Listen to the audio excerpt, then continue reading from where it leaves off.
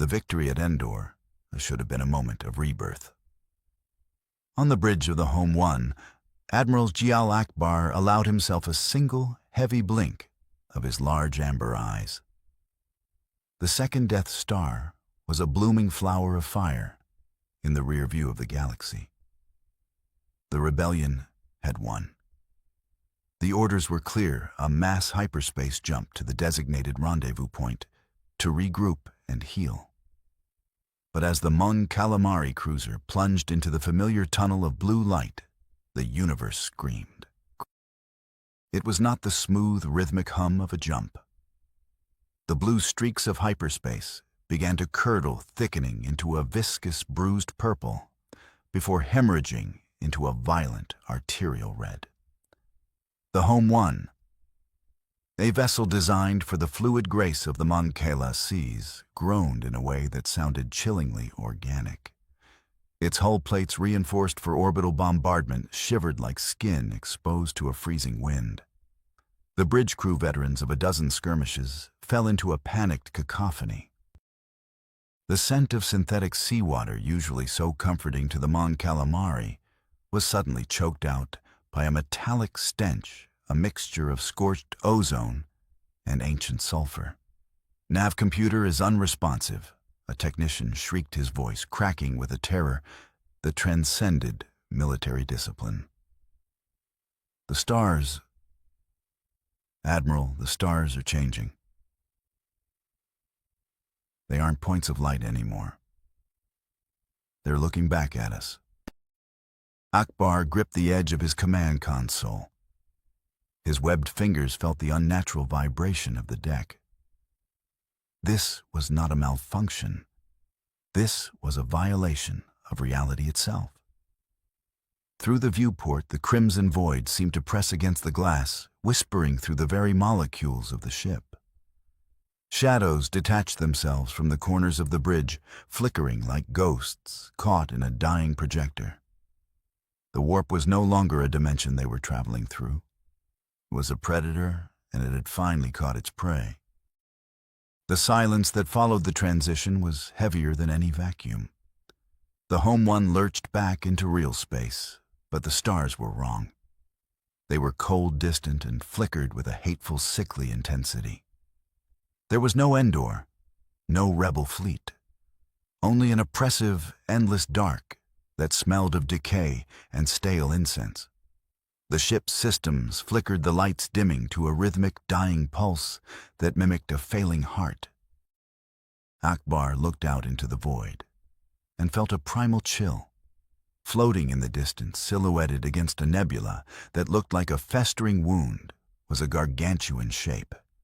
It was a ship, yet it looked more like a floating cathedral of iron and sorrow. Its prow was shaped like a predatory eagle with two heads, and its flanks were bristling with macro cannons the size of city blocks. It was a vessel of the Imperium of man, a gothic nightmare of war that had never known the concept of peace. "Admiral," the communications officer whispered, his voice trembling as he looked at the sensor readout. "They are hailing us. But it's not a greeting. It's a litany."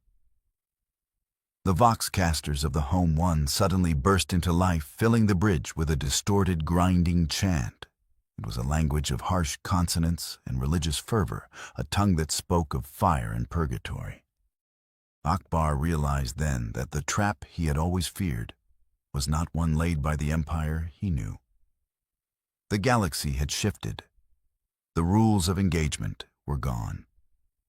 Behind him, the shadows in the vents began to whisper again, and for the first time in his long life, the Admiral felt the true weight of a universe that did not just want to defeat him, it wanted to consume his soul.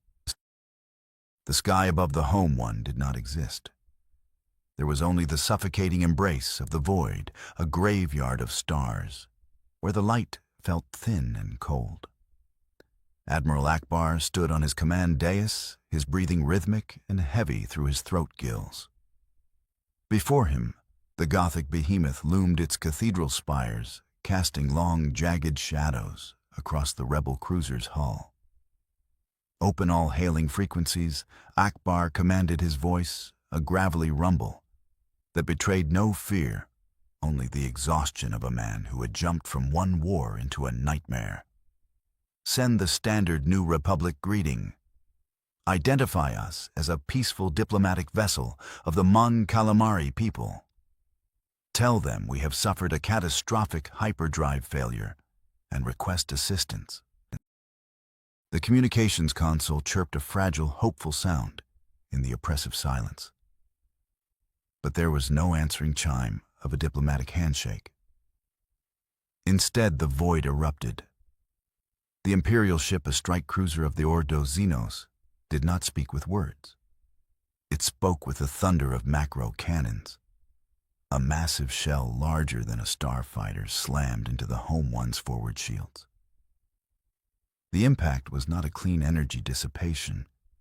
It was a physical scream of metal against kinetic force. The deck buckled, throwing the bridge crew from their seats. Red emergency lights bathed the scene in the color of blood. Shields at 40%, a lieutenant gasped, clutching a bleeding head wound. Admiral, they didn't even scan us. They just fired. Maintain position. Ackbar ordered, his large eyes scanning the tactical displays. He saw no logic in the attack, no demand for surrender, no interrogation of their origin. It was a reflex of pure, unadulterated hatred. Another volley rocked the ship, the Home One groaning like a wounded leviathan. The blue-white shields of the Mon Calamari cruiser flickered and died under the relentless weight of the macro cannon shells. Suddenly, the tactical overlay turned red. Boarding craft detected, the sensor officer yelled. Short-range torpedoes. No, they're boarding pods. They're piercing the hull in sectors 4 through 9. The sound of the breach was a rhythmic, terrifying thump, thump, thump that resonated through the very bones of the ship. These were not the precision cuts of a boarding party. These were wounds torn into the ship's skin. In the corridors of the Home One, the air was suddenly filled with the roar of chains words and the staccato bark of bolters. The rebel troopers, armed with their elegant A-280 blasters, found themselves facing monsters clad in segmented carapace and thick steel. The Imperial Navy breachers moved with a mechanical, grim efficiency, their heavy shields shrugging off blaster bolts that would have felled a stormtrooper. Behind them came the tempestuous Scions, their hell guns spitting beams of high-intensity light that didn't just burn, they vaporized flesh and fused bulkhead doors shut. Ackbar watched the security feeds with a sinking heart. He saw his brave crewmen and Mon Calamari, who had survived the fires of the Galactic Civil War, cut down in seconds. There was no mercy here, no protocol for prisoners. The invaders moved with a religious fervor, their voxcasters broadcasting a distorted metallic litany that turned the stomach. Xenos, the voices hissed a chorus of gravel and static. Abomination. Purge. For the Golden Throne. The words were foreign, yet their intent was universal. This was a holy war, and the Home One was the heresy. On the bridge, the heavy blast doors began to glow. The heat was intense, the metal melting into slag under the focused fire of a meltacutter. Ackbar drew his ceremonial sidearm, though he knew its weight was symbolic against the juggernaut approaching. The door exploded inward, not with a bang, but with a roar of escaping atmosphere and a spray of molten steel. Through the smoke stepped a figure that looked like a nightmare, birthed from a medieval torture chamber. It was an inquisitorial interrogator, draped in heavy robes of crimson and black, his face hidden behind a mask of brass and glass. In one hand, he held a crackling power sword. In the other, a massive blocky bolt pistol. The interrogator did not speak to Ackbar. He looked at the Mon Calamari as one might look at a particularly repulsive insect. Behind him, the bridge was flooded by Navy breachers, their shotguns booming, turning the once pristine command center into a slaughterhouse. The rebel officers who tried to surrender were gunned down where they stood. The scent of ozone and copper, the smell of fresh blood, filled the air, drowning out the lingering mist of the seawater tanks. "Cease fire!" Ackbar bellowed, his voice echoing with the authority of a high commander. "I am Admiral Ackbar. We are not your enemies." The interrogator stopped. He tilted his head, the lenses of his mask whirring as they zoomed in on Ackbar's face. "It speaks," the man said, his voice cold and devoid of any human empathy. It was the sound of a judge delivering a sentence before the trial had even begun. A xenos that mimics the speech of the holy human form. A mockery of the divine. He raised his bolt pistol, the barrel looking like a dark tunnel leading to oblivion. "The Emperor's mercy is for the faithful. For the alien, there is only the fire." Suddenly, a massive shadow fell across the room.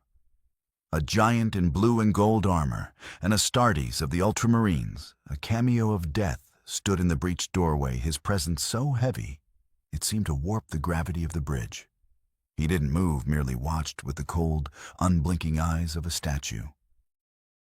The weight of the Astartes' presence broke the last of the crew's spirit. They stood frozen, staring at a being that defied the laws of biology and warfare. The interrogator stepped forward, the hum of his power sword vibrating in Ackbar's very teeth.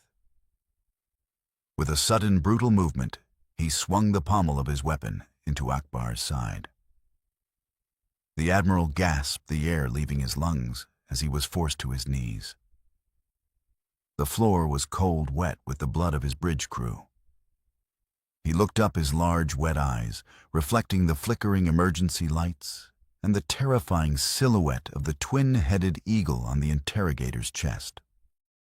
"Search the data slates," the interrogator commanded his men, ignoring the Admiral as if he were a piece of furniture.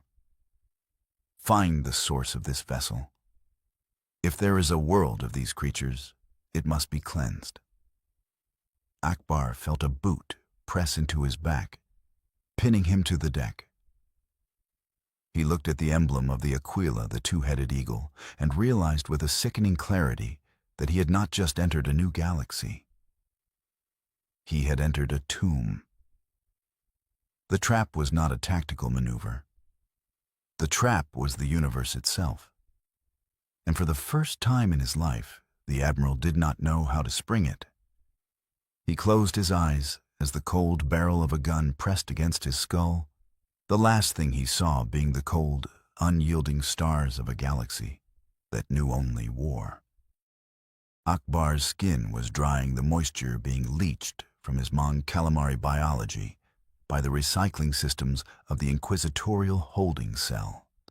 In this high-gravity, low-humidity environment, the Admiral felt his life force evaporating with every shallow breath.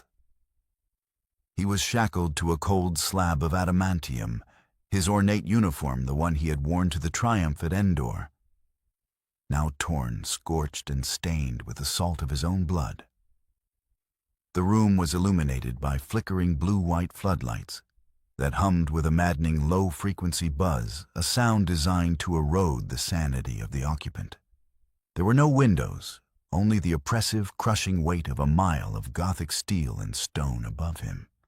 In the shadows of the corners, hooded servitors stood motionless, their organic limbs replaced by rusted hydraulic claws and sensor arrays that clicked rhythmically as they tracked the dilation of his pupils. The air was thick and heavy, saturated with the cloying scent of sacred incense, a thick floral smoke intended to mask the underlying metallic tang of 1,000 years of blood and agony that had soaked into the very floorboards. The heavy iris door hissed open with a sound like a dying gasp, releasing a gout of pressurized steam that swirled around the feet of two approaching figures. The first was Inquisitor Vahl, a woman whose face was a terrifying mask of cold porcelain and silver bionics. She wore the tall, flared collar of her station, and her eyes one a natural piercing blue, and the other, a glowing red tactical lens, scanned Ackbar with a disgust so profound it was almost palpable. Beside her walked Lord Admiral Krail, a man whose skin was as weathered and scarred as the hull of a battleship. His chest was weighed down by centuries of metal's purity seals and iron scrolls of commendation. Krail did not look at Ackbar as a living creature, but as a map, a complex problem to be solved, or a dull tool that might yet be sharpened for a single bloody purpose. "It is a biological anomaly, a stain upon the fabric of the Emperor's domain," Vahl said, her voice like ice grinding against the stone of a tomb. She paced around the slab with the predatory grace of a raptor, her long gloved fingers hovering near the hilt of her neurowhip. "It claims to be a leader of a republic. A delusion. It is a Xenos, a parasite upon the galaxy that has somehow evaded the righteous tithe of death. My flames are hungry for its confession, before it is consigned to the pyre for the crime of existing." She leaned in close, the whirring of her mechanical eye intensifying as it focused on Ackbar's wide amber pupil. "Tell me, creature, did the warp spawn you in its madness, or did you crawl from some forgotten dark corner of the void that the Emperor's light has yet to burn clean?" Ackbar forced himself to remain calm, his two hearts beating a slow, steady rhythm, despite the crushing pressure in his chest and the fire in his lungs. He was used to the cold vacuum of space. But the coldness of this woman's soul was something else entirely. "I am a soldier." He croaked, his voice thick and gravelly from the lack of moisture. "I have fought for the freedom of my people against a tyranny you would find chillingly familiar. I do not know your Emperor, and I do not recognize your right to judge me. But I know the smell of a cage, and I know the face of a fanatic." Krail let out a short, sharp bark of a laugh, a sound entirely devoid of humor, more like a cough of rusted metal. "It has spirit, Vahl. And more than that, it has records. My tactical servitors have analyzed the debris from its vessel, the Home One, the maneuvers its crew executed during our boarding action. They were not the panicked thrashings of beasts. They were the calculated, elegant responses of a disciplined naval mind. A mind that understands void warfare in a way our liturgical manuals have long forgotten. It fought with a grace we haven't seen since the Great Crusade. You suggest we keep it." Vahl spat, her hand finally gripping the hilt of her whip, her knuckles white. "To house a Xenos is to invite corruption into the very heart of the fleet. To listen to its voice is to flirt with heresy of the highest order. The Ordo Xenos does not collect pets, Admiral. We collect trophies. I suggest we use it." Krail countered, stepping firmly between the Inquisitor and the captive Mon Calamari. He looked down at Ackbar, his gaze piercing through the Admiral's defenses. "The sector is infested with the filth of chaos. Our fleets are bogged down by tradition, slow to react to the shifting, treacherous tides of the warp. This thing sees the battlefield differently. It views the void not as a cathedral to be defended with static iron, but as an ocean to be mastered through movement and deception." He leaned down, his voice dropping to a low, dangerous whisper that chilled Ackbar to the bone. "I do not keep you for mercy, Admiral. I keep you as bait. Chaos always bites at a strange lure, and I want to see what you catch before I let Vahl have her sport with your skin." The realization hit Ackbar like a physical blow to the gut.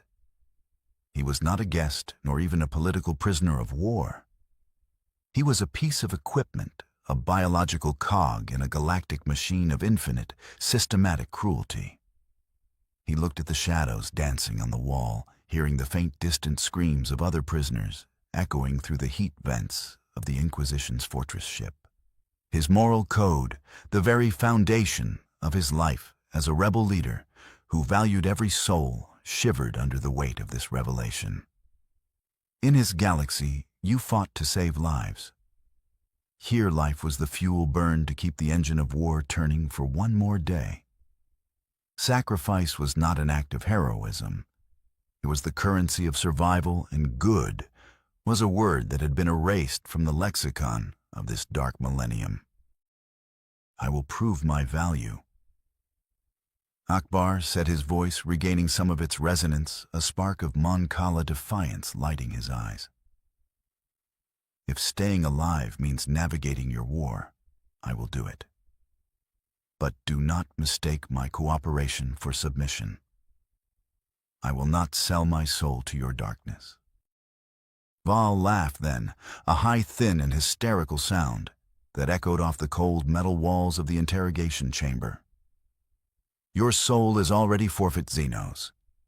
In this galaxy, you either serve the throne in blind obedience, or you feed the insatiable hunger of the abyss. There is no third path. There is no middle ground. As she turned to leave, her heavy robes swirling like a shroud, she signaled a waiting servitor. A small, heated branding iron, shaped like the jagged inquisitorial eye, began to glow with a sickly orange heat. Mark him, she commanded, without looking back. Let him carry the mark of his masters. If he fails us, the mark will be the only thing left of him when he finally burns. The searing pain of the brand on his shoulder was a baptism into a new, darker reality. Ackbar did not scream, though the smell of his own charred flesh filled the small, suffocating room, making his head swim. He watched the Inquisitor and the Lord Admiral disappear into the steam of the doorway, leaving him alone with the clicking, mindless servitors. He was a sanctioned Xenos, now a legal slave to a god he didn't believe in, caught in a war that had no end and no victor.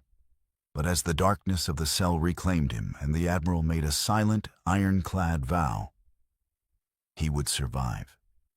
He would learn the rhythms of this violent, bloody tide. And if he had to become a monster to save the remnants of his crew, he would do so. But he would be the one to choose the moment of his own destruction. The first trap had been sprung, and Ackbar was now inside the belly of the beast, forced to navigate the very intestines of the Imperium to find a way back to the light. The void of the Gothic sector was a graveyard, even before the first shots were fired. A massive Imperial convoy, a procession of lumbering hive ships, and armored transports groaned through the darkness, like a herd of ancient dying beasts. Each ship was a city of millions, and their hulls encrusted with kilometers of cathedral spires and defensive turrets.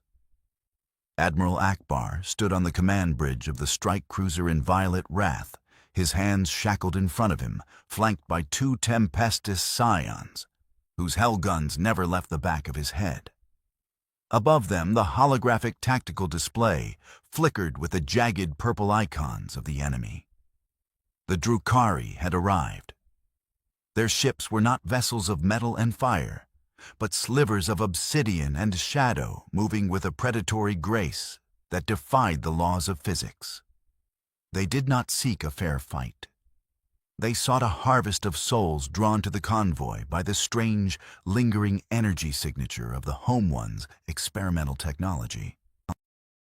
Lord Admiral Crail stood at the center of the bridge, his face illuminated by the harsh red glow of the combat alerts. Maintain formation.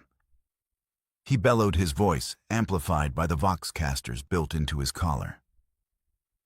Bring the broadsides to bear. Burn them in the Emperor's name. But the Imperial Navy was built for hammer blows, not for swatting flies. The massive macro cannon batteries roared, sending shells the size of buildings into the void. But the Drukhari raiders simply weren't there when the shells arrived.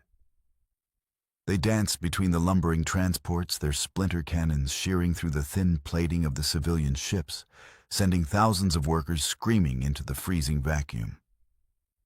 Ackbar watched the display, his amber eyes darting with a speed that startled the human officers. He saw the pattern a cruel, sadistic dance. The Drukhari weren't just attacking. They were herding the convoy toward a gravity well where they could pick them apart at leisure. "You are wasting your fire." Ackbar's voice broke through the cacophony of the bridge, gravelly, and filled with a suppressed urgency. Krail turned his mechanical eye, whirring with irritation. "Quiet, Xenos. Your life hangs by a thread of my patience." Ackbar did not flinch. "Then kill me now, or listen. You are fighting a war of attrition against an enemy that feeds on your struggle. They are using your rigidity against you. Look at the 4th Transport Wing. They are being isolated. Your ships are too slow to turn, and your shields are focused on the wrong vectors." He pointed a shackled finger at the hologram, indicating a cluster of fast-moving shadows. "They aren't trying to destroy you. They are trying to make you panic. If you continue this course, you will lose the entire rear guard within the hour." Krail hesitated, his pride warring with the cold, hard logic of the battlefield. He looked at his own tactical officers who were drowning in a sea of data and screaming Vox reports. "Speak then, alien," Krail spat. "How do you fight ghosts?" Ackbar stepped closer to the holographic table, the scions shifting their aim, but not firing. "Stop trying to hit them. Let them hit you. But on your terms." He outlined a maneuver that would have been unthinkable to an Imperial commander, breaking the sacred formation to create a deliberate opening. Move the Golgotha and the Saint's Mercy away from the central line. Leave the fuel tender V-90 exposed. It is old, its shields are failing. To them, it is the easiest prey. It is the perfect lure. The bridge went silent. The idea of deliberately exposing a ship to the sadistic whims of the Drukhari was anathema to the naval officers. But Ackbar's eyes were cold, calculating. He wasn't thinking about the few hundred crew on the tender. He was thinking about the millions on the Hive ships. When they move in for the kill, Ackbar continued, his voice dropping to a low predatory hum, they will lose their speed. They will converge on the hull to launch their boarding pods. That is when you trigger the V-90's reactor overload. Not a controlled shutdown, a total catastrophic failure. You don't swat the fly, you burn the web. Krail stared at him, a slow, grim smile spreading across his scarred face. Sacrifice 1,000 to save 1,000,000. Cold, efficient, almost imperial. The maneuver was executed with a brutal mechanical precision. The V-90 fuel tender was left behind, a lonely wounded beast in the dark. The Drukhari, sensing an easy feast, descended like vultures. Their obsidian ships latched onto the tender, their jagged docking clamps tearing into the metal. From his vantage point, Ackbar could see the heat signatures of the raiders clustering around the doomed vessel. He felt a pang of grief for the crew of the V-90 men who were being used as pawns in a game they didn't understand. But in this galaxy, there was no room for the luxury of a clean conscience. As the first Drukhari boarding party breached the tender's bridge, Krail gave the signal. "It's a trap," Ackbar whispered. But this time, the words carried the weight of a death sentence he had authored. The V-90 did not just explode.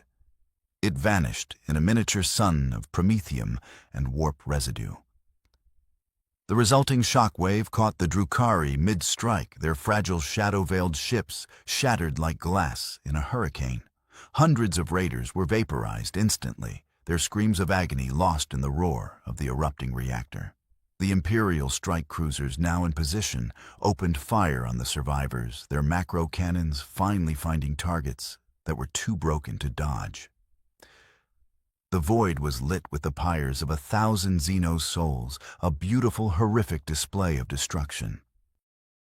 The bridge of the Inviolate Wrath erupted in cheers, but Krail remained silent, watching the debris of the Drukhari fleet scatter into the dark. He turned back to Ackbar, who was staring at the space where the V-90 had once been. There was no joy in the Admiral's eyes, only a profound, hollow sadness. He had won the battle, but he had done it the Imperial way, by trading lives for time. "You did well," Admiral Krail said, his voice devoid of any real warmth. "You have bought yourself another day of life. But do not think this makes us brothers. You have simply proven that you can be as monstrous as we are, when the situation demands it." Ackbar looked down at his shackles, the brand on his shoulders stinging like a fresh wound. He realized then that the trap was not just the one he had set for the Drukhari. The real trap was the slow, inevitable death of the man he used to be.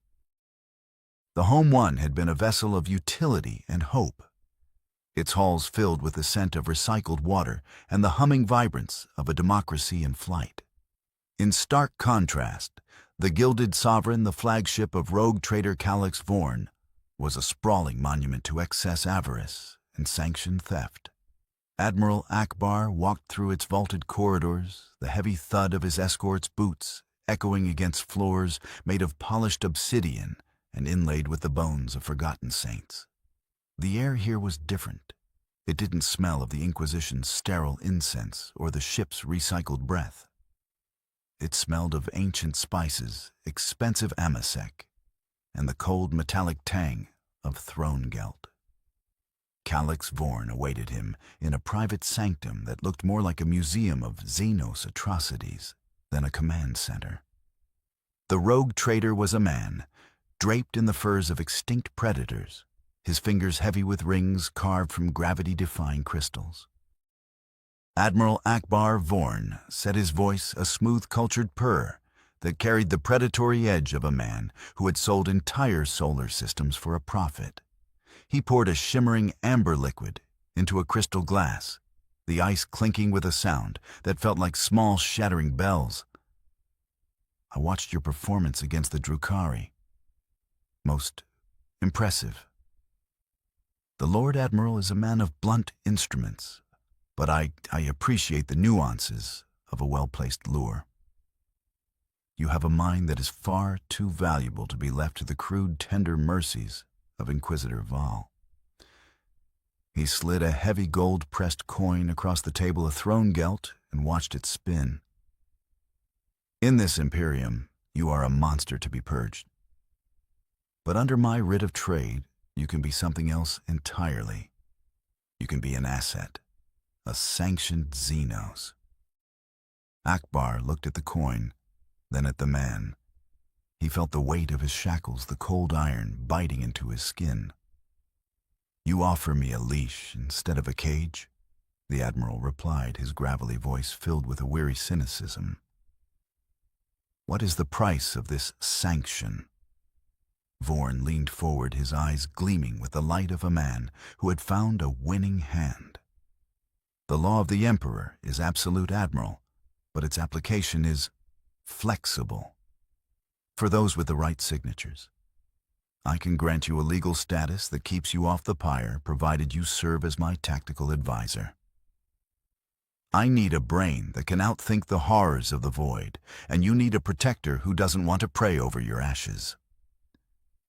He produced a small silver stamp, its head shaped like a simplified, stylized eye.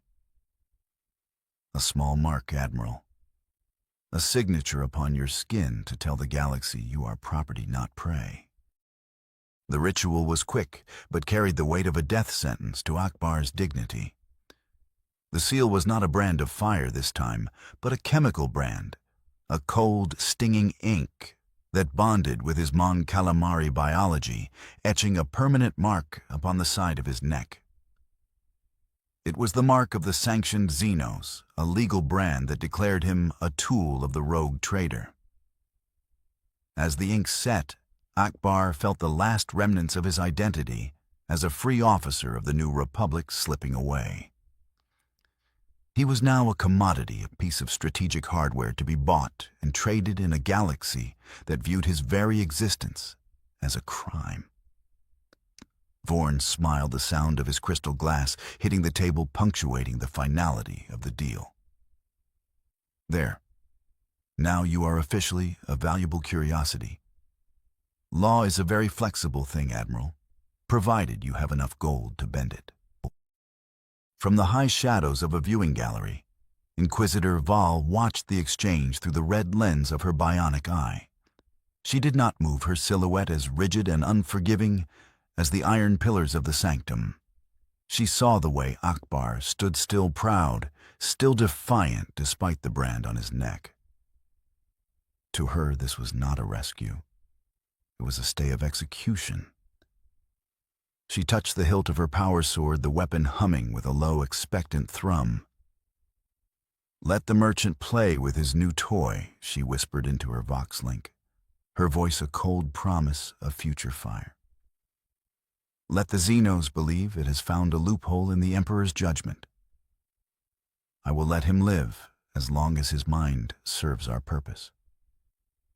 But the moment his value drops below the cost of his oxygen, I will personally see that he burns. No amount of gold can buy off the fire of the righteous." The Hive World of Ocularis was not a planet. It was a tumor of iron and sorrow. As the shuttle descended, Admiral Ackbar looked through the reinforced viewscreen at a landscape that defied nature. Miles of vertical spires, encrusted with the soot of 10,000 years, pierced the smog-choked clouds like the jagged teeth of a corpse. The industrial dust, a fine gray powder composed of pulverized rock, toxic chemicals, and the dried remains of billions who had died in the pits, began to coat his moist orange skin. For a Mon Calamari, the atmosphere was a slow poison. Every breath was a friction-burned agony, and the lack of moisture turned his skin into a cracked, leathery map of pain. This was the heart of the Imperium, a place where the sun was a distant myth and the sky was merely a lid on a pressurized coffin of human suffering. Escorted by Vorn's personal guards, Ackbar was led through the primary manufactorum, a space so vast it had its own internal weather patterns of acidic rain and localized heat storms. The noise was a physical assault, a ceaseless soul-crushing grinding of colossal gears, and the rhythmic thud of macro presses that shook the very foundations of the world. Amidst the sparks and the blistering heat, he saw rows upon rows of workers. Some were children, their small hands blackened by grease, their eyes wide and vacant as they assembled bolter shells with a terrifying mechanical focus. They didn't speak. They didn't complain. They moved in sync with a low, droning hymn piped through rusted, screeching voxcasters that operated 24 hours a day or even days a week. The song praised the God Emperor for the gift of toil and the purity of exhaustion. "Why do they worship their own pain?" Ackbar asked, his gravelly voice nearly lost in the mechanical roar.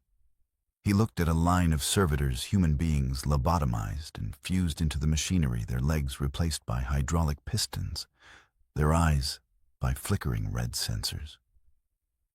Why is there no joy in their service? In my world, labor was a contribution to the common good, a source of pride. One of Vorn's guards, a man whose face was hidden behind a cold, expressionless rebreather mask, didn't even turn his head. Joy is a luxury for the weak and the heretical Xenos. Here there is only the work. To breathe is to serve. To suffer is to pray. The Emperor demands your life, and these people give it gladly, so that the machines may never stop. Near a massive smelting vat, a rusted crane cable snapped with a sound like a whip crack. A heavy crate of white-hot engine components swung wildly at support beams, buckling, threatening to crush a group of elderly workers who were too malnourished and exhausted to move. Without a second thought, driven by the deep-seated instincts of a man who had spent his life fighting for the value of every individual soul. Ackbar lunged forward. He shoved a frail woman out of the path of the falling metal, his powerful Mon Calamari muscles straining as he caught the edge of the sliding crate, diverting its lethal momentum just enough to spare the group. He stood there for a moment, gasping for the thin, oily air, the gray industrial dust turning to a dark mud on his damp skin. He expected a nod of gratitude, a sign of relief, perhaps a momentary bridge between two vastly different species in the face of shared disaster. Instead, he met eyes filled with a terror more profound than the fear of death. The woman he had saved scrambled back on her hands and knees, her face twisted in a grotesque mask of religious horror. "Abomination!" She shrieked, her voice cracking with a fanatical, hysterical fervor. "Devilfish, touch me not with your filth. I would rather be crushed by the Emperor's steel than sullied by your Xenos grip." The other workers joined in their voices, a cacophony of hatred. They picked up jagged scraps of metal and stones from the grime-covered floor and began to pelt him. They didn't see a savior. They saw a demon. To them, being saved by an alien was a spiritual stain that only death or penance could wash away. Calix Vorn stepped from the shadows of a massive pillar, his silk robes untouched by the filth of the factory floor. He signaled the guards to drive the mob back with the electrified butts of their shock staves. "Do you see now, Admiral?" the rogue trader mused, watching, as a small boy stepped forward to spit at Ackbar's feet, his face filled with a pure, unlearned loathing. "You cannot save them, because they do not wish to be saved. They have been taught from the cradle that their suffering is sacred, and that your very existence is an insult to their God. Their chains are not made of iron, Ackbar, they are made of faith." Ackbar looked at the boy, then at the sprawling, decrepit cathedral of industry around him. He realized then that the true horror of the 41st Millennium wasn't just the monsters in the dark, it was the cages built inside the minds of the people. The enemy was not just the alien or the traitor, it was the very culture of agony that sustained this rotting empire. The void of the Gothic sector did not just contain darkness. It held a predatory, sentient silence that was suddenly shattered by the arrival of the archenemy. From a jagged tear in the veil of reality, 3 Chaos Slaughter-class cruisers emerged, their hulls encrusted with the weeping sores of warp corruption and pulsating with a sickly, unholy light. They moved with a twitchy, insectoid hunger, their prow claws snapping at the cold vacuum. On the bridge of the Imperial strike cruiser, in violet wrath, the atmosphere was thick with the scent of ozone and the rhythmic chanting of tech priests as they anointed the macro-cannon breech-loaders with sacred oils. Lord Admiral Crail stood rigid, his hand hovering over the command throne's tactical slate. "Form a static wall," he bellowed, his voice straining against the roar of the ship's massive engines. "Let them break themselves against our prows. Forward shields to maximum." Admiral Ackbar stood in the tactical pit, his large eyes reflecting the chaotic swirl of purple and red icons on the hololith. To him, the Imperial strategy was a slow-motion suicide. The massive ships of the Imperium were being handled like immovable fortresses, while the Chaos cruisers were circling like wolves, testing the gaps in the formation. "You are fighting a losing battle." Lord Admiral Ackbar's gravelly voice cut through the liturgical chanting.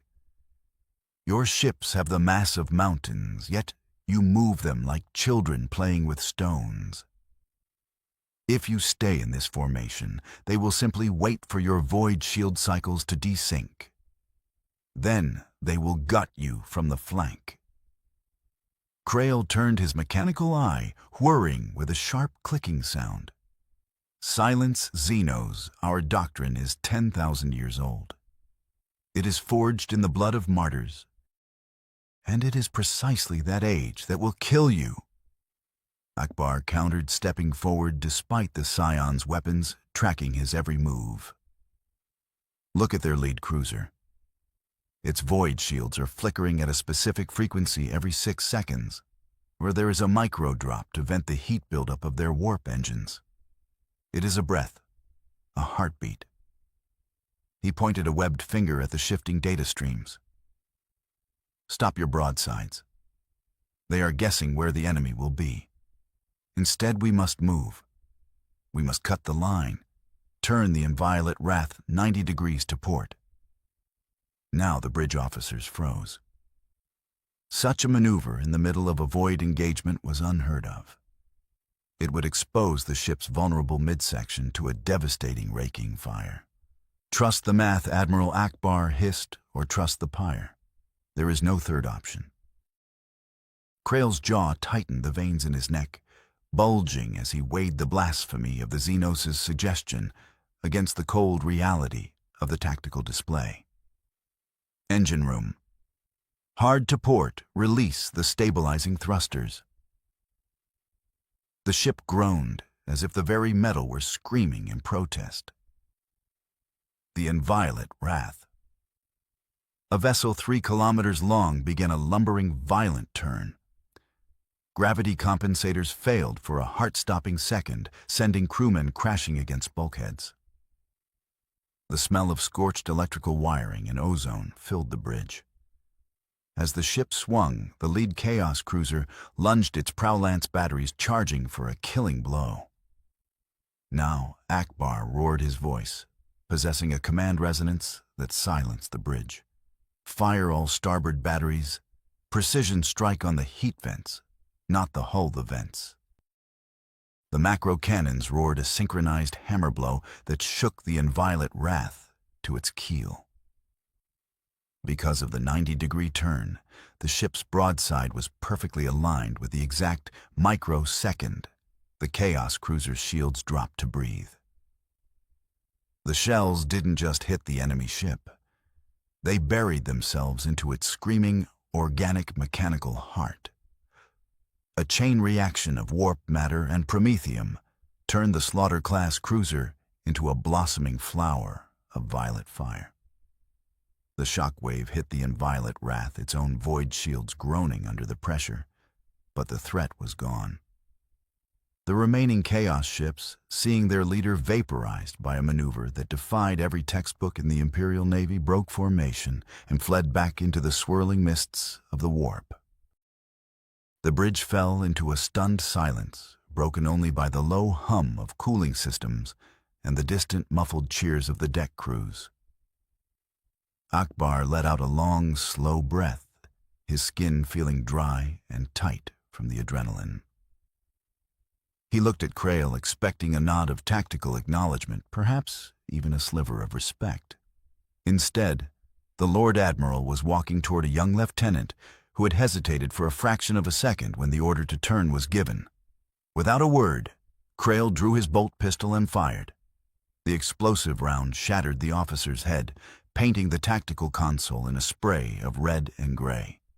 Hesitation is the seed of heresy, Krail said coldly, holstering the weapon, as if he had merely swatted a fly. Ackbar felt a cold stone settle in his stomach. He had won the battle, but the victory tasted of ash. In this galaxy, even the genius of a strategist was just another tool for a butcher. Deep in the bowels of the Inviolate Wrath, the concept of mercy was a foreign language, a relic of a civilization that had long since burned to ash. Admiral Ackbar walked through a corridor where the walls wept with thick, oily condensation, and the floor was slick with a mixture of hydraulic fluid and ancient accumulated grime. He was no longer under heavy guard, for where could he truly go? He was a marked asset, a sanctioned Xenos, in a floating city of billions, surrounded by a vacuum that hated him, and a crew that viewed him as a walking blasphemy. The sounds ahead were not the quiet murmurs of a hospital or the rhythmic beeping of medical monitors. Instead, the air was filled with the whine of diamond-tipped saws, the rhythmic, heavy thump hiss of pneumatic presses, and the low, agonizingly repetitive drone of tech priests chanting in binary. He entered the chamber of augmentation, and the sheer scale of the horror nearly forced him to his knees. Hundreds of his people, the survivors of the Home One, were strapped to vertical slabs of cold, rusted iron. They were illuminated by the harsh, flickering glare of industrial floodlights that cast long, skeletal shadows against the vaulted ceiling. Tech priests, looking more like metallic spiders than human beings in their tattered crimson robes, crawled over the Mon Calamari. Ackbar watched in horrified silence as a multi-jointed mechadendrite delicately removed the skull cap of a young Mon Calamari engineer, replacing the pulsating living brain tissue with a humming, clicking cogitator unit. The smell of burning flesh and scorched ozone was cloying, sticking to the back of his throat like a physical weight. "Desist, Ackbar," roared the sound echoing off the iron rafters, briefly drowning out the mechanical cacophony of the forge. A tech priest, designated Subdomina Philos, glided toward him on a hissing hover platform. Her lower body was a mass of writhing black cables that looked like a nest of serpents, and her face was a smooth, featureless plate of brass with a single glowing red sensor in the center. "The Xenos asset is disturbed." She observed, her voice a synthesized grating rasp that lacked any inflection. "Explain your agitation." "The biological matter you call crew was inefficient. They possessed a 42% margin for error due to the chemical imbalances of grief and trauma. We have optimized them. They are now holy vessels of the machine god. Now they no longer feel fear. They are perfect." Ackbar gripped the edge of a surgery table, his webbed fingers trembling, his skin turning a pale, sickly gray. "You haven't optimized them. You've murdered them. Every memory, every dream, every spark of life that made them who they were, you've traded it for a circuit board and a handful of gears." The Subdomina tilted her metallic head with a series of sharp mechanical clicks. "A dream provides no kinetic energy for the Emperor's engines. A memory does not calculate a firing trajectory. You speak of life as a quality of spirit, while we measure it as a quantity of labor hours. To the Omnissiah, the flesh is a weak, rotting vessel. The machine is the eternal, incorruptible truth. They should be honored to be given such a divine purpose." A human Navy chirurgeon, dressed in a blood-stained apron over his tattered uniform, watched the exchange from a distance. He was sharpening a heavy bone saw with a practiced, weary rhythm, the metallic shing-shing sounding like a countdown. "She's right in a way, Admiral," he said, his voice cracking with a cynicism born of 1,000 battlefields. "In this Imperium, we don't have enough resources to care for refugees. We barely have enough for our own. You either serve as a soldier, a slave, or a servitor. Your people are lucky, really. They won't have to see what's coming. They won't have to feel the warp eating at their minds or the slow starvation of a hive siege. They're just tools now. It's a kinder fate than most of us get." Ackbar ignored the man's bitter logic and walked to the end of the row. There, he found his former first officer, Turpfen. The Mon Calamari's once vibrant salmon-colored skin was now a dull, leathery gray. One side of his head was covered by a heavy iron plate bolted directly into the bone with rusted rivets. A cluster of optical sensors whirred and clicked where his large, expressive eye had once been scanning Ackbar's face with a cold red light that held not a hint of recognition. A heavy data port was embedded in his chest, leaking a slow, rhythmic trickle of black, foul-smelling lubricant. "Turpfen." Ackbar whispered, his gravelly voice breaking as he reached out a hand. "Can you hear me?" It's Gial. I'm here. The creature that had once been Turpfin did not blink. It did not speak. It merely turned its head 180 degrees with a sickening mechanical crackle to monitor the output of a nearby cooling vent. It was a masterpiece of biological waste, a living machine devoid of a soul. Ackbar felt an icy, crushing loneliness settle over him, a realization that he was truly the last of his kind in this hellscape. He wasn't surrounded by allies. He was surrounded by monsters who wore the masks of men and gods. His rage burned hot, a silent primal scream in the back of his throat, but he forced his hands to remain still. He could not strike out, not yet. He had to play their game, learn their rhythms, and wait for the moment he could break the board entirely. He turned and walked away, the sound of the diamond saws following him like a funeral dirge for a galaxy that had forgotten how to weep. The water in the synthetic immersion tank was perfectly balanced for Mon Calamari biology, yet it felt like death. It was too clean, too sterile, lacking the microscopic pulses of life and the ancient salt scent of the Mon Cala depths. Admiral Ackbar floated in the suspended gloom, his thick orange skin soaking in the moisture, while his two hearts beat a slow, rhythmic thrum that echoed against the glass walls.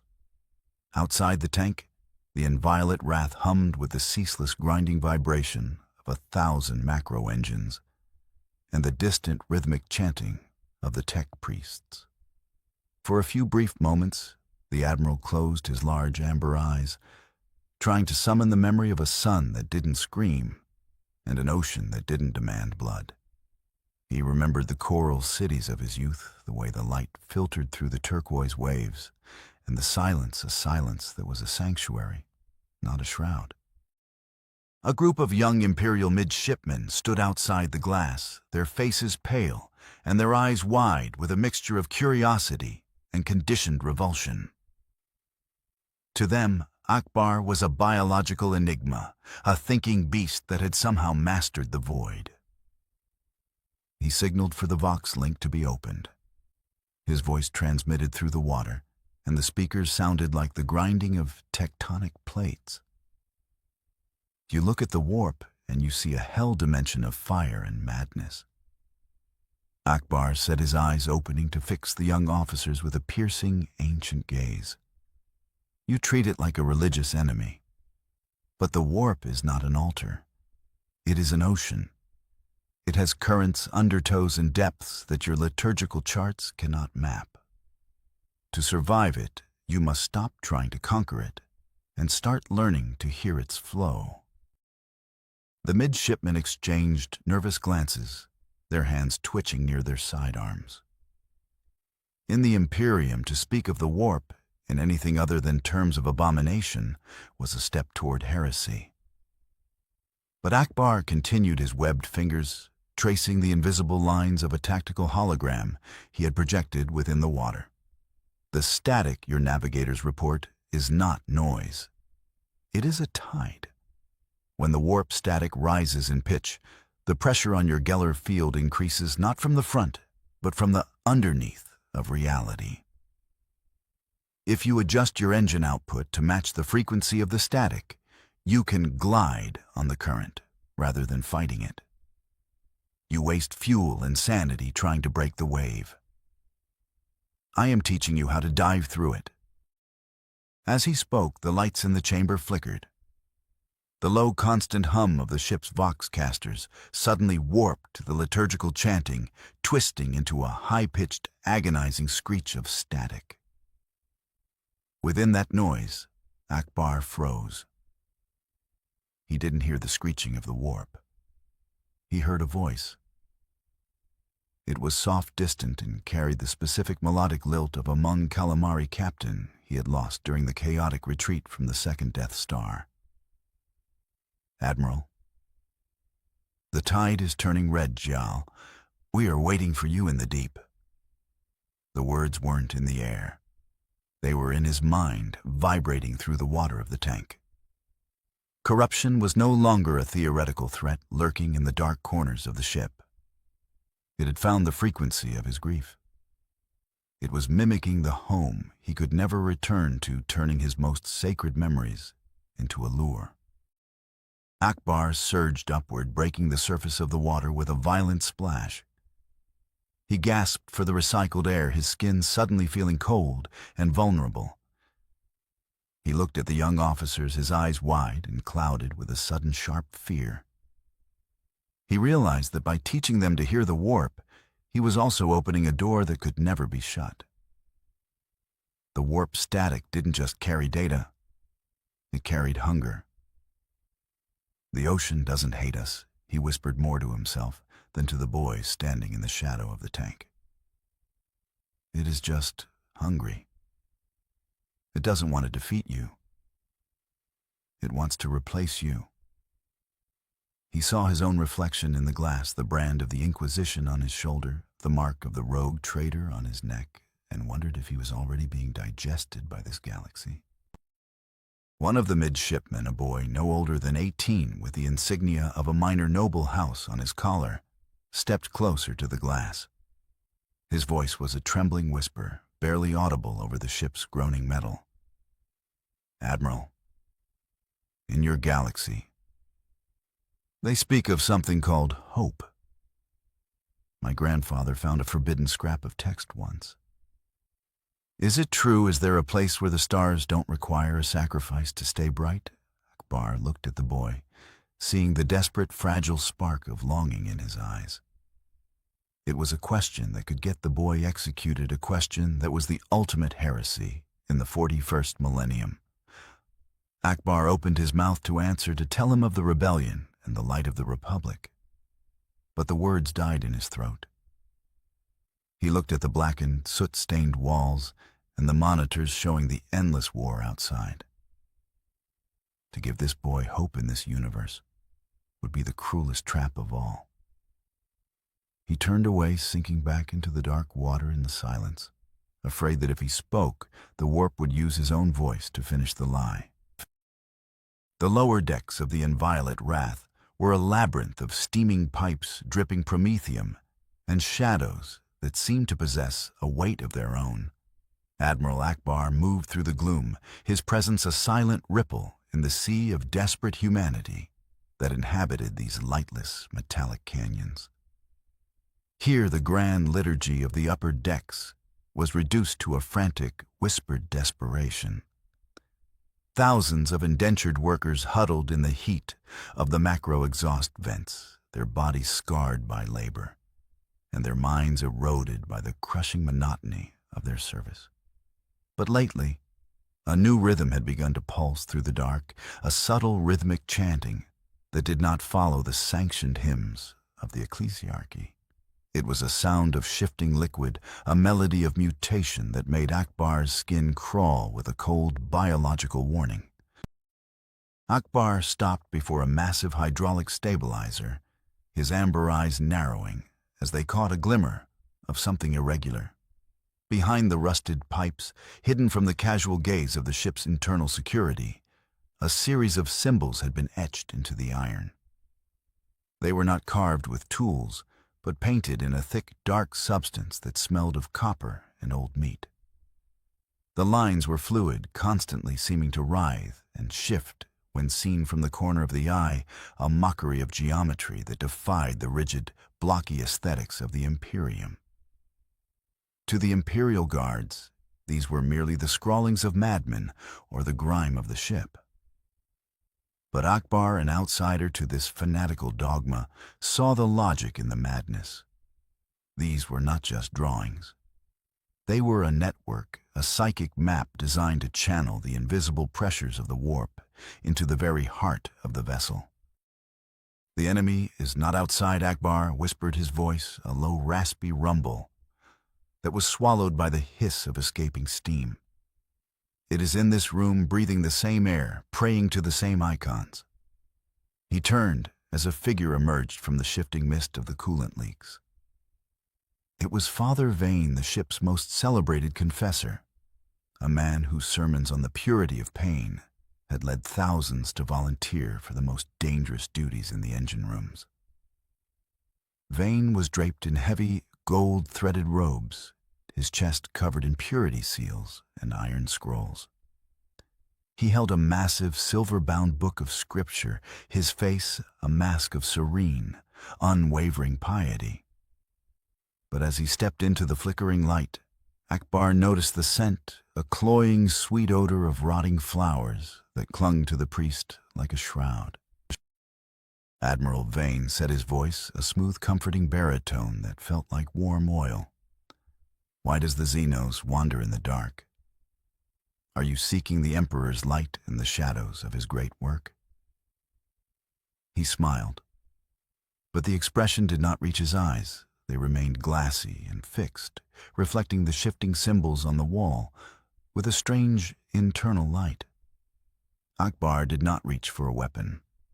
He simply gestured to the bloody markings behind the confessor. "Your light is a mask, priest. I have spent my life reading the movements of fleets and the currents of oceans. I know when a tide is being forced. You aren't teaching these people to endure their pain.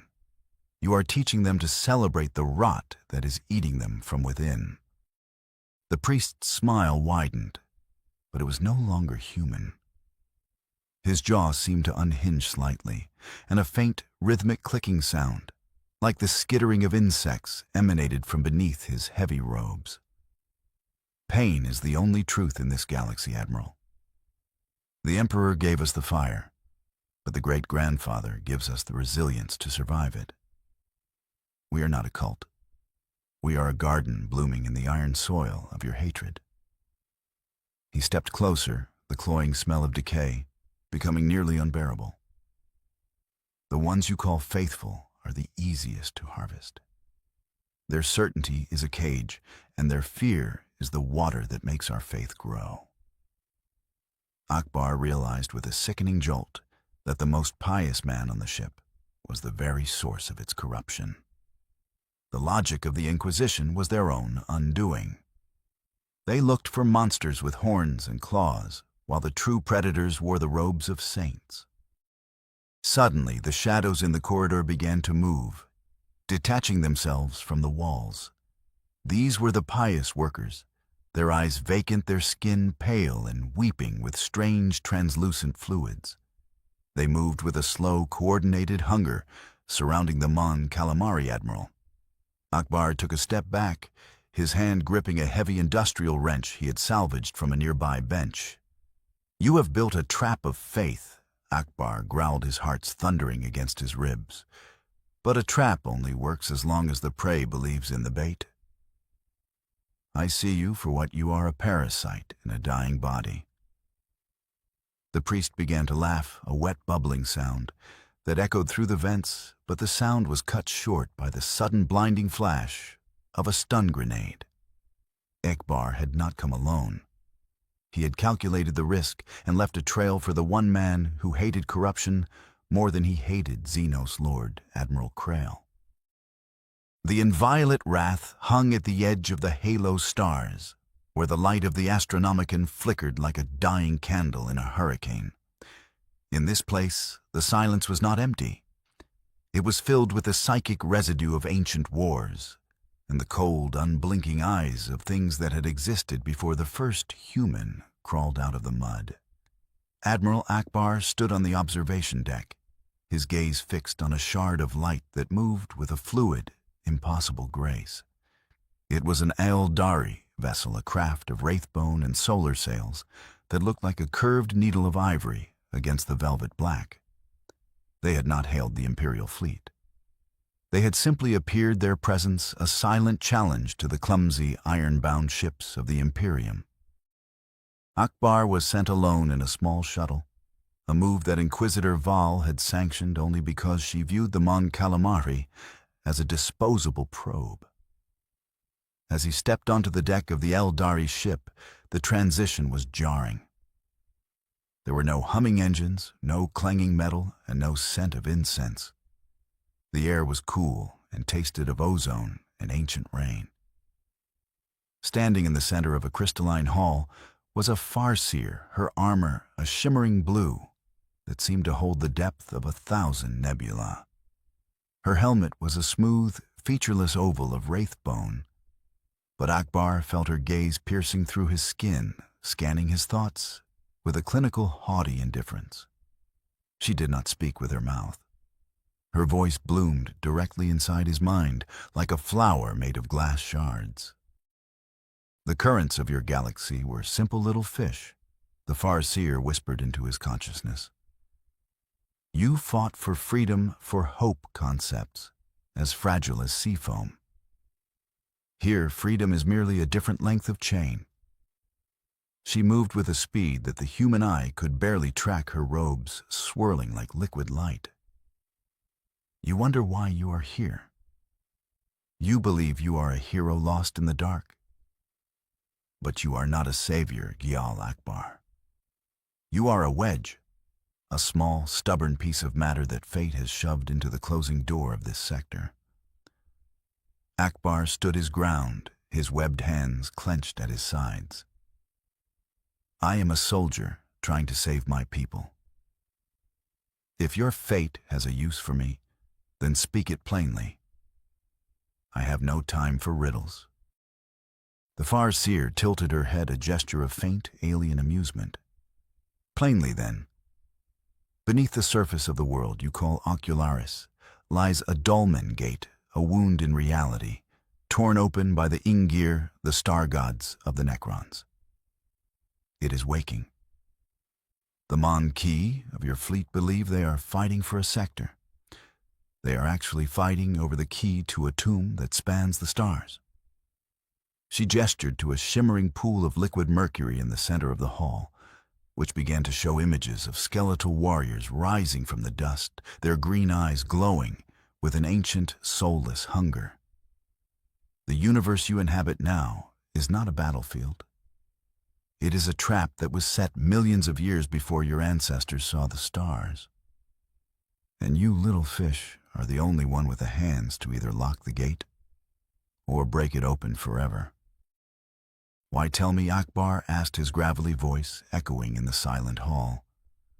"Why not tell your Mon-Ki allies they have the fire and the numbers?" The Farseer's psychic laugh was cold and sharp. "They are blinded by their faith and their hatred. They would rather burn the gate and everyone near it than understand its function. You, however, understand the nature of a trap. You know that to escape one you must sometimes walk deeper into its heart." She turned away, her form beginning to fade into the crystalline shadows of the ship. "The Necrons do not feel. They do not fear.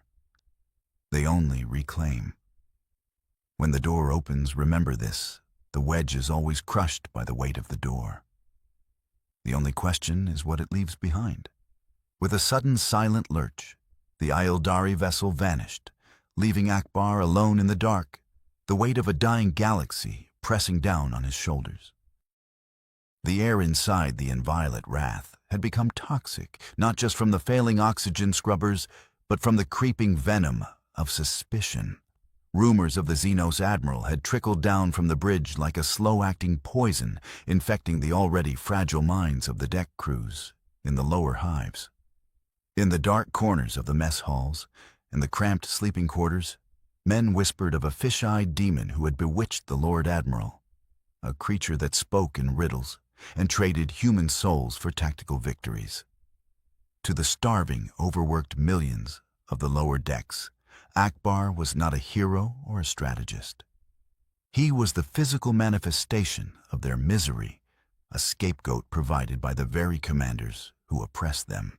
Every lost ship, every ration cut, and every harsh decree was now blamed on the alien presence in the command sanctum. Hysteria erupted in Sector G14, a place where the heat from the engine conduits made tempers flare like magnesium. It began with a single shout, a frantic call for purity, and escalated within minutes into a tidal wave of mindless violence. Thousands of workers, their bodies scarred by generations of industrial toil, armed themselves with rusted wrenches, jagged pipes, and makeshift religious icons. They swarmed the arterial corridors, their voices joining in a discordant, screaming litany. The smell of burning promethium and the acrid sting of counterinsurgency gas filled the air. Inquisitor Vahl watched the monitors from her high-security sanctum, her bionic eye clicking with a cold, predatory satisfaction. She didn't need to sign a death warrant. She merely needed to let the righteous fury of the Emperor's flock do her work for her. With a flick of her gloved hand, she ordered the blast doors to the strategic deck to be opened, a deliberate invitation for the mob to find their target. Ackbar felt the vibration of the approaching mob long before he heard their screams. He stood in the center of the strategic sanctum, the blue holographic glow of the star charts illuminating the deep, tired lines on his face. As the heavy vaulted doors groaned open, revealing a wall of howling, blood-maddened faces, his personal guards raised their hell guns, their fingers tensing on the triggers. "Wait," Ackbar rumbled his voice, a deep, resonant wave that seemed to cut through the rising cacophony. He stepped past the armored line of the Tempestus Scions, ignoring their warnings. With a slow, deliberate movement, he unbuckled his command belt and let his sidearm clatter onto the cold iron floor. He stood before the mob, unarmed, and exposed his large amber eyes, reflecting the flickering torches and the raw, unrefined hatred of the people he had spent months trying to protect from the shadows. The mob faltered the sheer audacity of his vulnerability, causing the front rank of rioters to stumble. They had expected a monster that would hide behind steel and fire, but they found only a tired old warrior standing in the light. Ackbar did not ask for mercy, nor did he plead for his life. He raised his webbed hands, palms open and empty. "I do not ask you to trust me," he stated, his gravelly voice carrying a weight of undeniable truth that made the very air feel heavy. "I do not ask you to love the alien. But I ask you to look at who stands to gain from your blood being spilled on this deck today. Look at the cameras watching us. Look at the ones who opened these doors and gave you the chance to die for a cause that doesn't belong to you. I am a soldier, just as you are laborers. We are both fuel for this engine. If you kill me now, the trap will simply snap shut on you next. The enemy is not the one with the fins. It is the one who feeds on your fear." A heavy silence settled over the corridor, a fragile thing that tasted of ozone and spent adrenaline. The workers looked at their own jagged weapons, then at the calm, alien dignity of the being standing before them. The collective fever dream of the riot began to break, replaced by a grim realization of their own manipulation. They didn't cheer, and they didn't offer apologies. They simply began to melt back into the shadows of the lower decks, the fire of their fanaticism extinguished by the cold water of logic. But in the security sanctum, Vahl's grip tightened on the hilt of her power sword until the metal creaked. She had wanted him dead, but seeing him command the Emperor's subjects through words alone was far more terrifying. A Xenos who could fight was a threat. A Xenos who could lead was a catastrophe. Ackbar had survived the mob, but in doing so, he had proven to the Inquisition that he was far too dangerous to ever be allowed to remain free. The vox arrays of the inviolate wrath screamed. It was not the usual roar of warp static or the binary chatter of the Mechanicus, but a sound that felt like a wet finger dragging across glass. Through the interference, a voice emerged, melodic, cracked, and dripping with a manufactured sorrow. It claimed to be the Mercy's Cradle, a sanctioned hospital ship carrying thousands of wounded orphans and sisters hospitalières from the fallen Ocularis Hive. "Our engines are dark," the voice pleaded, a sound that bypassed the ears and sank directly into the marrow. "The shadows are closing in. We pray for the Emperor's light, but only the cold reaches us." Is anyone there? Can anyone hear the children? Admiral Ackbar, standing in the tactical pit, felt his two hearts skip a beat. The signal was weak, originating from the edge of a localized nebulous cloud of warp gas. Lord Admiral Crail stared at the flickering icon on the hololith, his mechanical eye zooming with a sharp, cynical hiss. A hospital ship in this sector? It's a derelict at best, a lure at worst. We have mission parameters to uphold Xenos. We do not deviate for ghosts. But Ackbar stepped forward, the blue light of the tactical display reflecting in his large liquid eyes. The signal is authentic in its desperation, Lord Admiral. I have analyzed the decay rate of their Vox transmission. It matches the atmospheric composition of a crippled mid-sized transport. If we leave them, we abandon the very souls the Imperium claims to protect. If you will not risk a strike cruiser, let me take a small detachment of Raptors. Let me see if there is life left to save. Vahl watched from the shadows, her hand resting on the hilt of her power sword. She saw the hope flickering in Ackbar's eyes and felt a surge of cold, righteous contempt. Go then, Xenos, she whispered, her voice a promise of future judgment. Save your innocence. See if your mercy has any value in the eyes of the Emperor. Ackbar took 3 small transport craft and a handful of armsmen navigating the swirling violet mists of the nebula. As they approached the Mercy's cradle, loomed out of the dark a twisted skeletal vessel encrusted with frozen tears and jagged iron gargoyles. It looked not like a sanctuary, but like a tomb that had been turned inside out. The airlocks were open, and the hull breathed a faint, rhythmic pulse of green bioluminescent fog. Inside, the silence was absolute, broken only by the rhythmic dripping of something thick and cloying from the ceiling pipes. Ackbar led the boarding party through the medical bays. They found them thousands of children and nurses huddled in the dark. But as the light of their lumen globes hit the survivors, Ackbar felt a chill that had nothing to do with the vacuum. Their eyes were not wide with relief. They were vacant, weeping a black, oily ichor. Their skin was translucent, showing the movement of something squirming beneath the surface.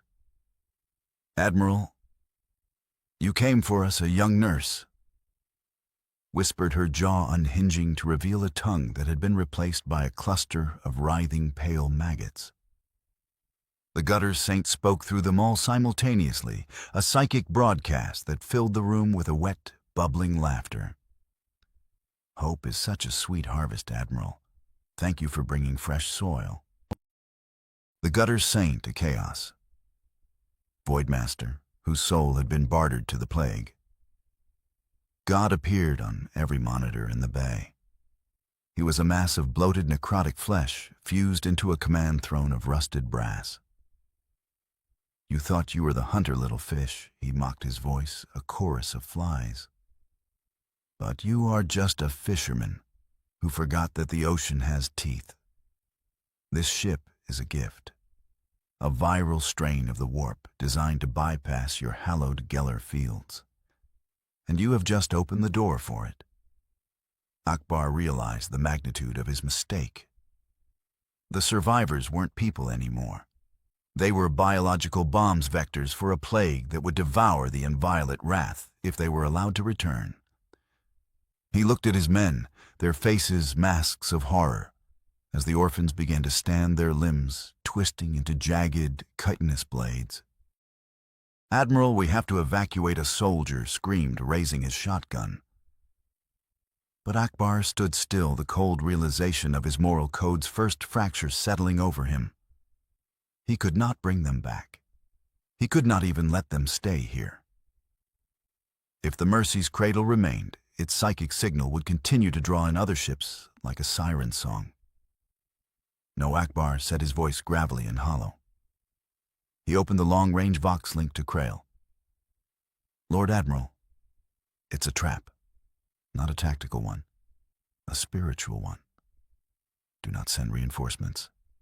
Target my current coordinates. Fire the macro cannons. Level 5 saturation. Now. Krail's voice crackled back, surprised for the first time. Admiral, you are still on board? Ackbar looked at the nurse as her face began to split open. I know. Do it. He didn't wait for the shells. He ordered his men back to the transports, but as they fled, he stayed behind to manually trigger the ship's scuttling charges. He heard the screams of the children's sounds that were no longer human, but the shrieks of demons losing their anchors. He had come to save them, but he was leaving as their executioner. As the macro cannons of the Inviolate Wrath began to tear through the nebula, Ackbar's transport punched out of the hangar, narrowly escaping the first volley. He watched as the Mercy's cradle vanished in a pillar of holy, cleansing fire. He had saved the hallowed fleet, but the image of the nurse's maggots and the gutter saint's laughter was etched into his soul. His first law to never sacrifice the innocent had been shattered by the cruel, inescapable logic of this galaxy. He was no longer the hero of Endor. He was a man who had learned that in Warhammer 40K, even mercy is a weapon that can turn in your hand. The Coral Ghost was not merely a ship. It was a necrotic fusion of 1,000 vessels, a space hulk, that drifted through the void like a tumor in the eye of the galaxy. Its name came from the strange, calcified growths that covered its hull structures of jagged, bone-white mineral that looked like bleached reef, yet felt as cold and unyielding as the heart of a dead star. Admiral Ackbar led the boarding party through a corridor where the walls seemed to breathe a rhythmic, mechanical sigh that vibrated through his boots. He wore a heavy pressurized combat suit, the amber light of his helmet's HUD, reflecting the grim reality of their mission. They were here for a ghost, a Necron phase key, an artifact of impossible geometry that promised a way through the closing doors of the sector. The air was thick with the scent of ancient dust and the metallic tang of dried blood. Ackbar's webbed fingers gripped his heavy blaster, his large eyes scanning the gloom for any sign of the Genestealers or flayed ones the Inquisition had warned him about. He felt the weight of the Inviolate Wrath waiting outside its macro cannons, ready to vaporize this entire mass of metal should he fail.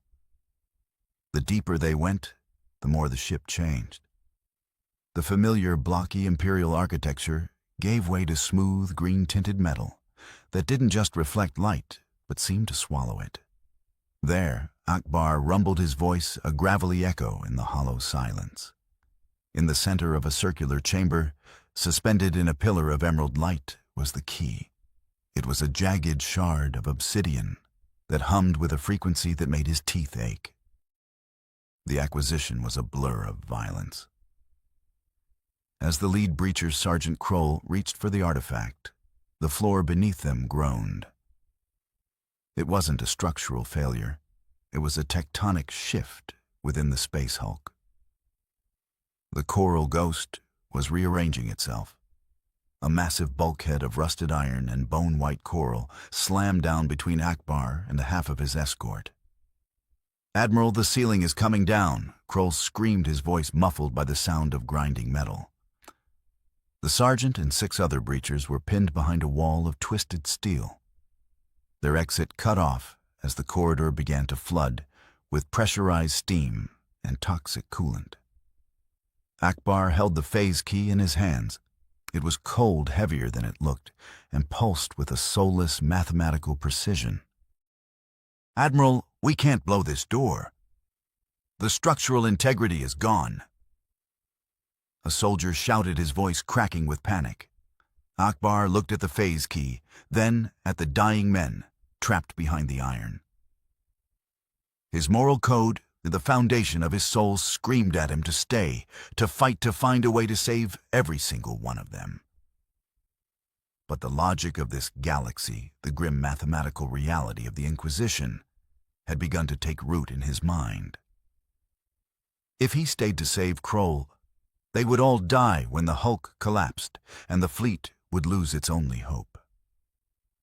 "Move to the extraction point," Ackbar commanded the words, feeling like shards of glass in his throat. "We have the objective. We cannot risk the mission." "Admiral, don't leave us," Kroll's voice came through the Vox, a static-filled plea that would haunt Ackbar's dreams for 1,000 years. "Please, Gyal, give us a chance." Ackbar didn't answer. He turned his back on the screams, the weight of the key in his hand, feeling like the weight of 1,000 souls. He ordered a secondary air duct to be opened as a distraction, a pathetic, hopeless gesture of mercy that he knew wouldn't save them, but would keep them alive, just long enough to feel the cold. As his transport punched out of the Space Hulk's hangar, Ackbar watched the coral ghost shudder and begin to break apart in the void. He had the key. He had the power to save millions. But as he looked at his own reflection in the viewing port, he didn't see a hero. He saw a man who had finally learned how to win in the 41st Millennium by becoming the monster he used to fight. The world of Ocularis was no longer a jewel of the Imperium. It was a festering, pulsating sore upon the skin of the galaxy. From the bridge of the inviolate wrath, the view was nightmarish. The clouds had turned a bruised necrotic purple, and great weeping sores of warp energy erupted from the planetary crust, visible even from high orbit. Below, the population was no longer human. They had become a single screaming organism of madness and mutation, a testament to the Gutter Saints' viral faith. Inquisitor Vahl stood before the Central Command Terminal, her face a rigid mask of porcelain and cold iron. In her hand, she held a data slate containing the final authorization for Exterminatus. To her, this was not a tragedy. It was a necessary amputation to save the body of the Imperium. "The corruption has reached the core." Vahl stated, her voice devoid of any tremor or doubt. She looked at Lord Admiral Kryl, and then at Ackbar, her bionic eye clicking as it locked onto the Mon Calamari. "There is no salvation for Ocularis. The Emperor's mercy now takes the form of fire. We will deploy the Life Eater virus, followed by cyclonic torpedoes, to crack the mantle. Nothing shall remain." Ackbar stepped forward, his webbed hands trembling with a mixture of rage and profound grief. There are still thousands of civilian transports in the lower atmosphere, trying to break the blockade, families, children, loyal servants of your throne. If you fire now, you murder the very hope they cling to. Vahl did not blink. Hope is a vector for infection xenos. Once the fire begins, it does not discriminate. Ackbar knew he could not stop the Inquisitor, but he could not let the civilians perish without a chance. He looked at the tactical map, seeing the Chaos Fleet closing in to prevent any escape. To save the millions of refugees, he would have to pay a price that made his hearts feel like lead. "If you must burn the world, give them 10 minutes. Ackbar growled, his voice a low, predatory rumble. "Give me command of the vanguard. I will take a small fleet, 6 frigates and a light cruiser, and draw the Chaos Hoa Luke toward the gravity well. I will be the bait. If they focus on me, the refugee ships can punch through the gaps in their line." Krail looked at him, a flicker of something resembling respect in his scarred eyes. "You would sacrifice a portion of our strength for a mere chance at saving cattle." Ackbar met his gaze. "I would sacrifice variables to preserve the constants of life." The ritual of Exterminatus was a cold, mechanical procedure. Ackbar watched as the designated bait ships, manned by volunteers, and those too wounded to fight, moved into position. They were his brothers-in-arms men he had trained and led, and now he was sending them to a certain horrific death. As the Chaos Fleet took the bait, turning their jagged prows toward the isolated vanguard, the refugee transports began to surge upward into the void. Ackbar watched the icons on his display. For every transport that reached safety, a vanguard ship was silenced, torn apart by lance fire and boarding torpedoes. He was using the lives of soldiers as a tactical shield for the innocent, a cold calculation that stripped away the last of his rebel idealism. Vahl pressed the red activation rune. From the belly of the strike cruisers, the virus bombs fell like silver raindrops through the atmosphere. In seconds, the green world below turned into a gray, rotting sphere as the biological agent consumed every living molecule. Then came the cyclonic torpedoes. The explosions were so vast they could be felt as vibrations in the hull of the inviolate wrath. The atmosphere of Ocularis ignited a firestorm that swept across the entire planet in a single roaring wave of light. Ackbar watched as the world burned, the screams of his dying vanguard still echoing through the Vox channels. He had saved the refugees, but he had done it through a cold-blooded sacrifice. He was no longer the man who believed in the inherent goodness of the galaxy. He was a commander of the 41st Millennium, and he had learned that to save anything, you must be willing to burn everything. The sky above the shattered remnants of Ocularis did not just bleed. It tore open, revealing the cold, mechanical indifference of a tomb that had waited 60 million years to wake. The dolmen gate loomed in the void, a gargantuan ring of black noctilith that seemed to drink the very light of the stars. Its surface was alive with a flickering emerald fire, a soulless glow that pulsed in time with a heartbeat that was not biological, but mathematical. Admiral Ackbar stood on the bridge of the Home One, his skin feeling thin and brittle, while under the intense radiation of the awakening gate. In his hand, he held the Necron phase key, a jagged shard of obsidian that hummed with a frequency that made his teeth ache and his heart stutter. The Chaos Fleet, led by the grotesque pulsating hulks of the Gutter Saint, moved in for the kill. They saw the Imperial vanguard pinned against the gate and smelled the scent of impending slaughter.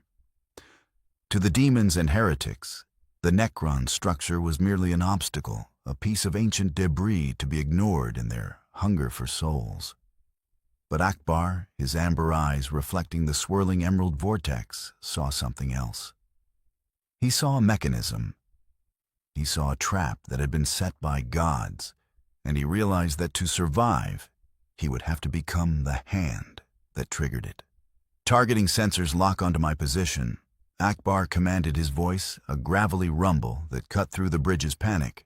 Relay to Lord Admiral Krail, if he wishes to save this sector, he must fire everything he has at me. On the bridge of the inviolate wrath. Krail watched the tactical display in stunned silence. The Mon Calamari was asking for his own execution. But as he saw the phase key's energy signature beginning to resonate with the gate, he understood the gambit. Ackbar was turning his ship into a conductor. By absorbing the massive, violent energy of the Imperial macro cannons and the Chaos lances, the phase key would channel that power directly into the Dolmen Gate's stability matrices. He was creating an overload, a psychic and physical feedback loop that would turn the gate into a